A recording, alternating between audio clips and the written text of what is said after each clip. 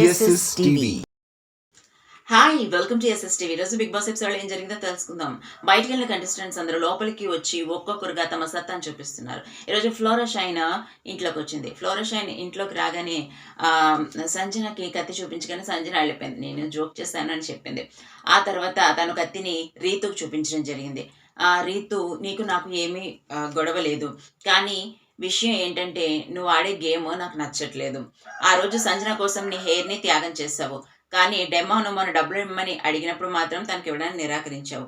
నీకు డెమాన్కి మధ్య బాండ్ ఉంది, సంజనాకి నీకు అసలు బాండే లేదు.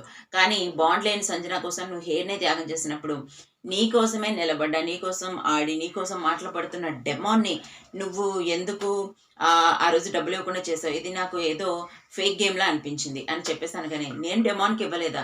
నేను డెమాన్కి అప్పటికే చాలా డబ్బులు ఇచ్చాను. అందువల్లే హౌస్లో మిగతా వాళ్ళందరితో కూడా నాకు గొడవైంది. నేను ఇంకా ఎక్స్ట్రీమ్ అంటే ఇవ్వలేదు తప్ప ఇక్కడ ఏం జరిగిందో మీరు తెలియకుండా మీరు ఇష్టం వచ్చినట్టు మీరు ఇది చేయకండి అని చెప్పేసి అన్నది.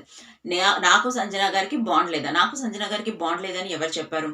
సంజన గారు నేను క్లోజ్. సంజన గారు నాకు రోజు అన్నం తినిపించేవారు. నీకు అన్నం తినిపిస్తున్నా మా చెల్లికి తినిపిస్తున్నట్టుందని కూడా చెప్పేవారు. సో కాబట్టి నేను ఆ ఇదితో అప్పటికున్న అయితే మా ఇద్దరి మధ్య బాండ్ లేదు అని చెప్పడానికి మీరెవరు? మా ఇద్దరి మధ్య బాండ్ ఉంది. తను నన్ను చెల్లిలా చూసుకునేది. నీకు అన్నం తినిపిస్తుంటే నా చెల్లిలా అనిపిస్తుందని కూడా సంజన నాతో అనేది. అందువల్ల నేను ఆమె ఇంట్లోంచి వెళ్ళిపోతున్నప్పుడు నువ్వేమన్నా త్యాగం చేస్తావంటే నా హెయిర్ని నేను ఇవ్వటం జరిగింది. అండ్ నేను కంటెండర్గా డెమాన్ ఉండకూడదని నేను అనుకోను. ఖచ్చితంగా కంటెండర్గా డెమాన్ ఉండకపోతే తన నామినేషన్స్లో ఉంటాడు కదా. కాబట్టి నేను తనకి ఇవ్వాల్సినంత డబ్బుని నేను ఇచ్చాను. ఎక్స్ట్రాగా డబ్బులు అడిగినప్పుడు సో నా గ్రూప్ పరంగా కూడా నేను ఆడాలి కాబట్టి, నా గ్రూప్కి నేను అన్యాయం చెయ్యకూడదు కాబట్టి, నేను ఆల్రెడీ తనకి చాలా ఇచ్చున్నాను కాబట్టి నేను ఇవ్వనని చెప్పాను. మీరు సగం సగం చూసి గేమ్ నా మీద ఇష్టం వచ్చినట్టు ఎలిగేషన్స్ వేయకండి. ఇలాంటి ఎలిగేషన్స్ వేస్తే అసలు పాయింట్ లేని ఎలిగేషన్స్ వేసి నన్ను నామినేట్ చేయడం ఎంతవరకు కరెక్ట్? మీరు షోని కరెక్ట్గా చూస్తున్నారా అని చెప్పేసి రీతు తనని అడగడం జరిగింది. ఆ తర్వాత రీతు అండ్ డెమాన్ వాష్రూమ్లో చాలా పెద్ద గొడవ పెట్టుకున్నారు. నీ వల్ల ఎవరు వచ్చినా మన ఇద్దరి గురించే అంటున్నారు, మన ఇద్దరు మాట్లాడుకోవడం మానేస్తే బాగుంటుందేమో, ఈ సొదేంటి నాకు అని చెప్పేసి తను మాట్లాడేసరికి, మాట్లాడకపోతే మన ఇదంతా నీకెందుకు 10 సార్లు ఎందుకు అంటున్నావు అనేవాళ్ళు ఏమన్నా అంటారు అని చెప్పేసి డెమాన్ మాట్లాడడం జరిగింది.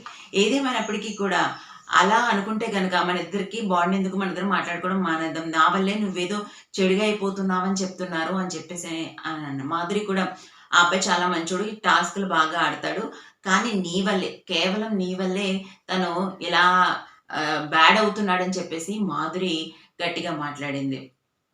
సో మీది హెల్తీ రిలేషన్ కాదని మాట్లాడింది.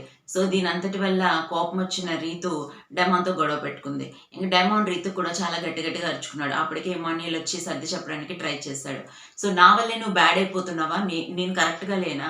నువ్వు మంచోడివి, నేను చెడ్డదాన్ని. ఇదే కదా హౌస్లో పోర్ట్రేట్ అవుతుంది. ఇంట్లో ఉన్న వాళ్ళు ఇదే గొడవ, బయటకు నుంచి వచ్చిన వాళ్ళు ఇదే గొడవ. ఈ విషయం చెప్పే నామినేట్ చేస్తుంటే చాలా ఇరిటేటింగ్గా ఉంది.